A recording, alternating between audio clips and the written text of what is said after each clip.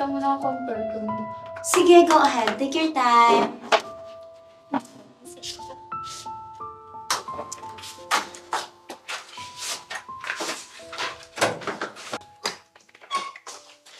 Buti naman lumabas ka.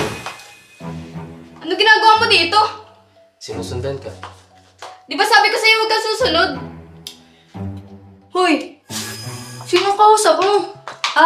Wala. Kinakausap ko lang yung sarili ko. Tara na sa studio, baka hinaharap na tayo. I'm so proud of you, Kyla. Natutuwa ako sa ginawa mo. Yes, syempre naman, Stephanie. Kaibigan tayo eh. Natutuwa talaga ako sa mukha niya kanina habang kinakad eh. Paano ba naman hindi magkakaganon eh?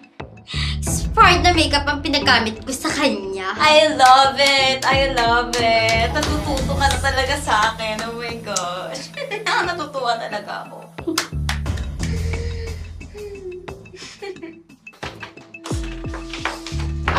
Stephanie, pwede bang yung dala na lang ni Daisy na makeup ang gamitin natin? Sure, okay lang. Shall we start? Sige.